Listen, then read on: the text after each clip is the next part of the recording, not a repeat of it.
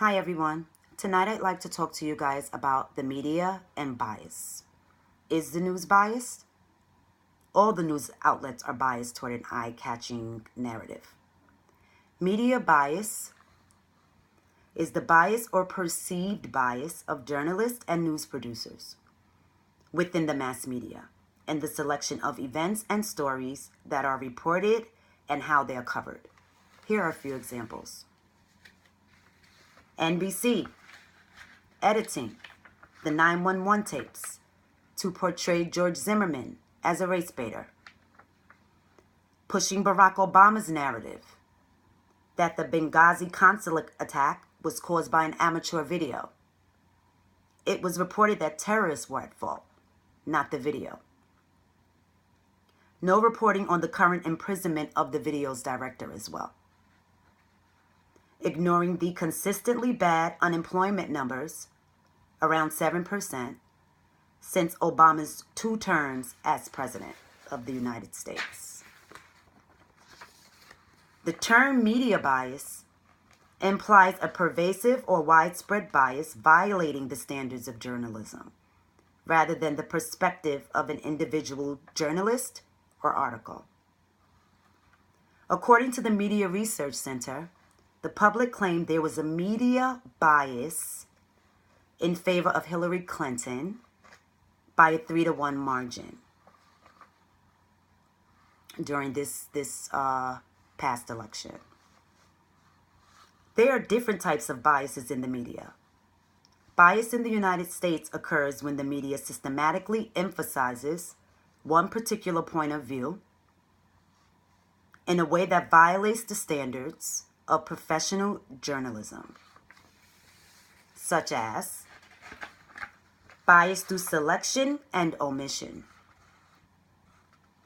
bias through placement, bias by headline, bias by word choice and tone, bias by photo, captions, and camera angles, bias through use of names and titles, bias through statistics and crowd counts, bias by source control.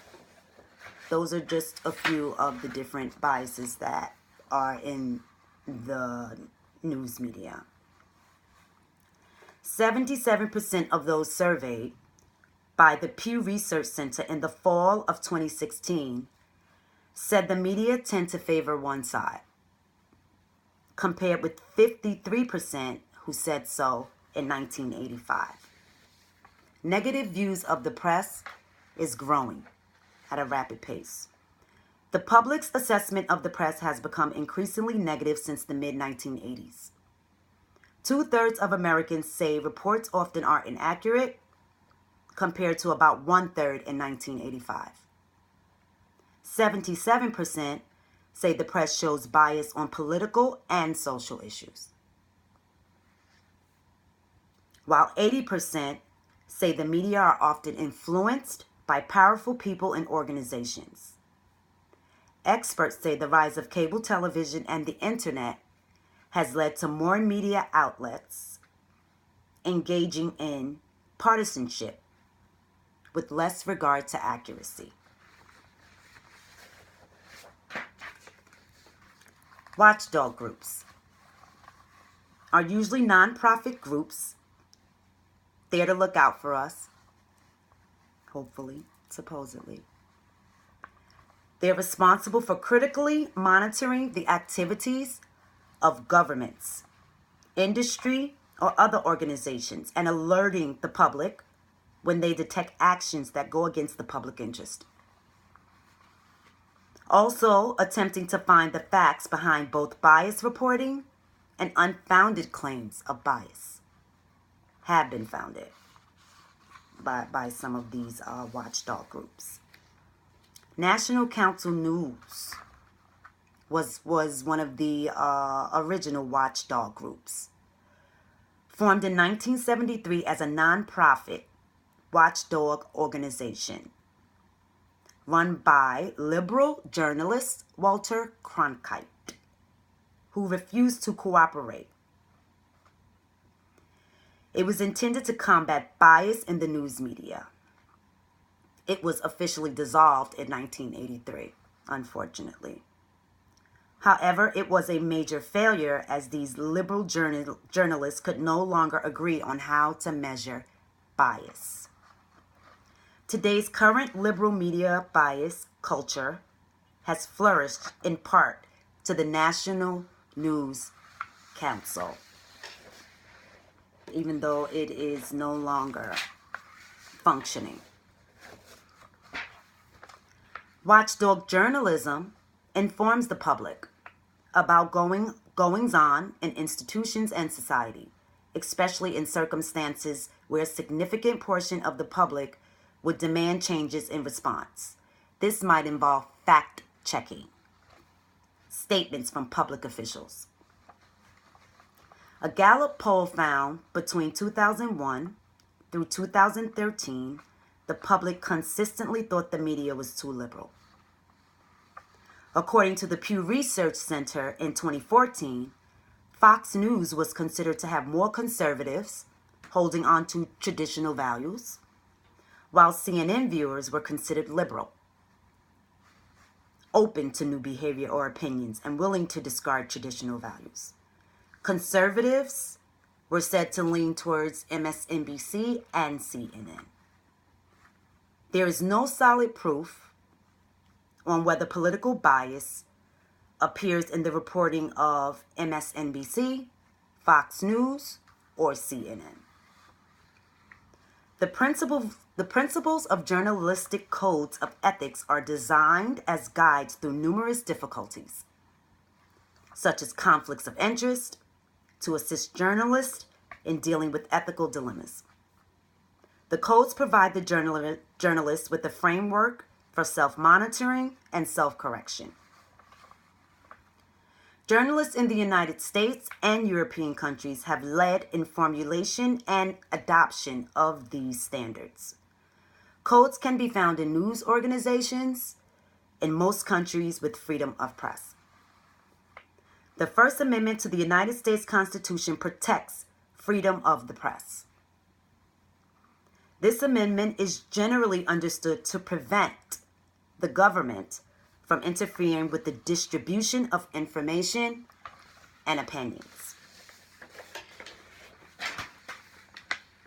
Gallup polls taken found nearly half of the journalists surveyed, 47%, were found to be liberal, compared to 22% who described themselves as conservative.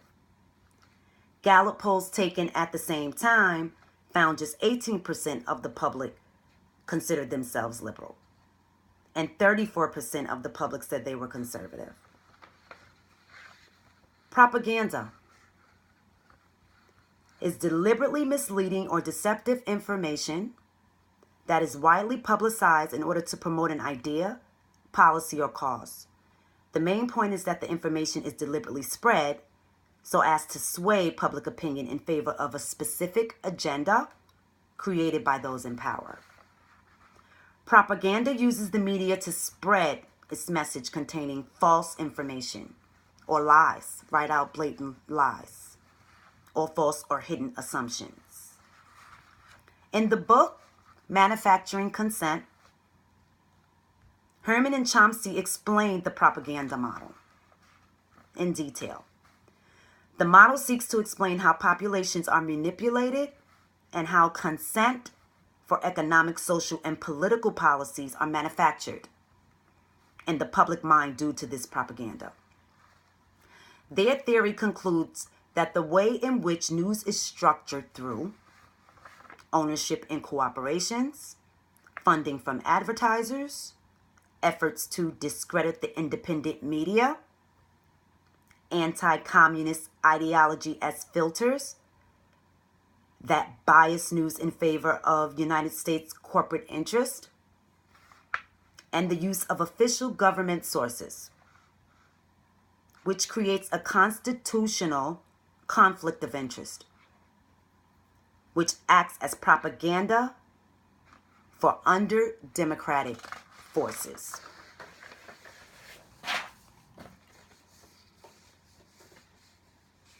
Communication scholars have identified and examined two types of biases in media.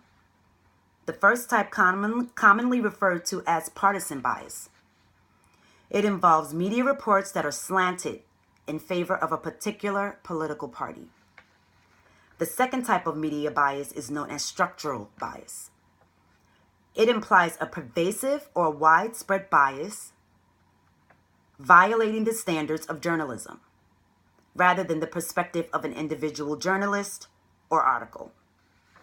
Here are some biased words that express opinions, value judgments, and interpretations, often full of emotion.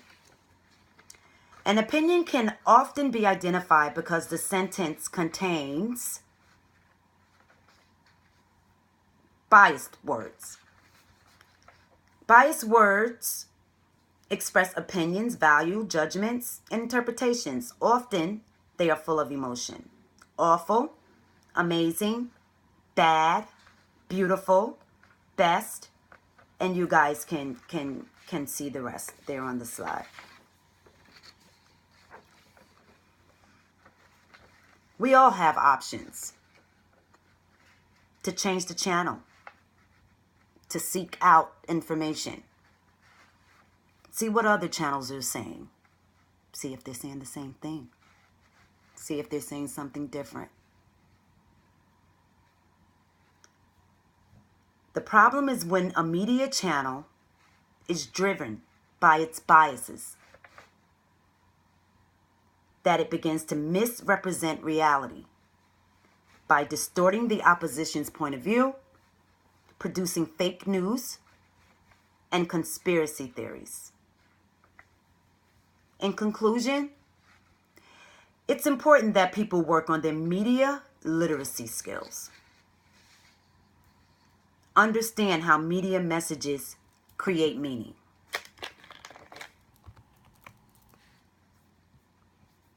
As you can see in the slide that I've included. So this is the first step. One of the first steps is working on your media literacy skills. Always seeking what others are reporting and comparing. And document it. You'll be shocked. Thanks a lot for listening. Have a good night.